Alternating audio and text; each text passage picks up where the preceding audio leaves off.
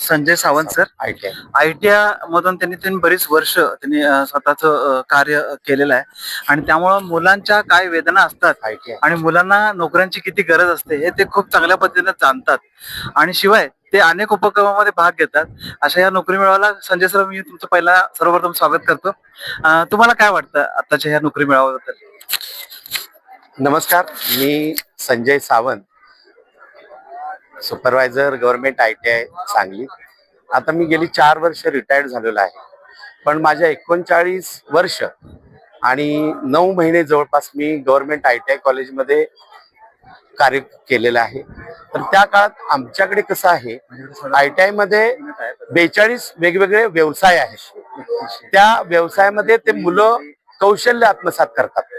Turner, fitter, electrician, machinist, sheet metal, carpenter किंवा computer operator असेल, plastic processing operator असेल, pump mechanic असेल किंवा असे 42 वेगवेगळे ट्रेड, ड्राफ्टमन मेकॅनिक, ड्राफ्टमन सिव्हिल, असे अनेक प्रकारचे ट्रेड ते शिकतात.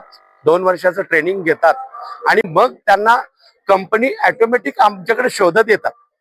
जवळपास दर महिन्याला एक छोटासा मेळावा पण गव्हर्नमेंट ITI मध्ये होतो साहेब, आणि तिथे त्यांना जे हवी असलेली मुलं मिळतात.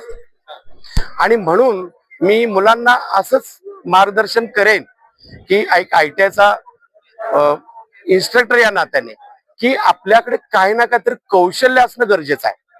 तुमचं जेवढं शिक्षण जास्त होईल, तुम्ही अनेक क्षेत्रामध्ये शिक्षण तुमच्याकडे असेल तर मित्रांनो तुम्हाला सर्व्हिस आणि लागणं सहज गरजेचं आहे.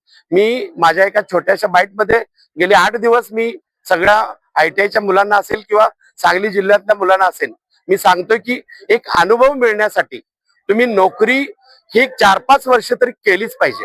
ह्या नोकरीमुळे आपल्याला कसं वागायचं, डिसिप्लिन, हे सगळं कळतं. आपल्याला एक अनुभव मिळतो. त्या अनुभवाच्या जोरावर महाराष्ट्रातल्या तमाम विद्यार्थ्यांना एक अनुभव मिळतो आणि त्यांनी मग स्वयंरोजगाराकडे वळावं. स्वतःचा काहीतरी व्यवसाय सुरू करा, कारण व्यवसायाशिवाय तुम्हाला पर्याय नाही. श्रीमंत होता येत नाही. नोकरीमध्ये तुम्ही अवश्य कमवाल, परंतु एक ठराविक इन्कम असतं. पण तुमचा स्वतःचा व्यवसाय जर तुम्ही त्यातून उभा केला, जे तुम्ही अनुभव घ्याल त्याचा, तुम्ही लाखोपती करोडपती होऊ शकाल. त्यासाठी तुम्हाला मी शुभेच्छा देतो.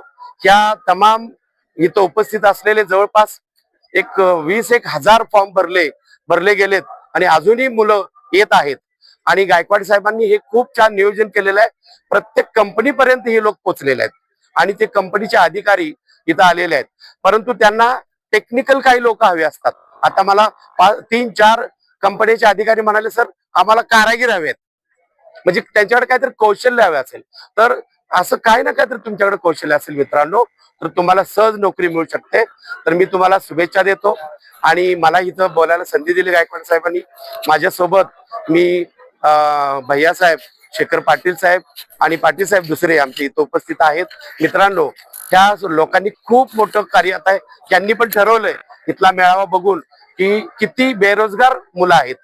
तर अशा बेरोजगार मेळाव्यासाठी त्यांनी असा मेळावा कोल्हापूरमध्ये पण घ्यायचं आयोजन केलेलं आहे. त्यासाठी ह्या टीमकडे आम्ही मार्गदर्शनासाठी आलेलो आहे. तर मला बोलण्याची संधी दिली, थँक्यू. तिथे पण आपण मेळाव्यात, जर इकडे नोकरी मिळत नसेल तर आणि कुठेतरी दुसऱ्या काही कंपन्या येतात, तर तिथे आपण येत राहा आणि जोपर्यंत नोकरी मिळत नाही तोपर्यंत लढत राहा. थँक्यू.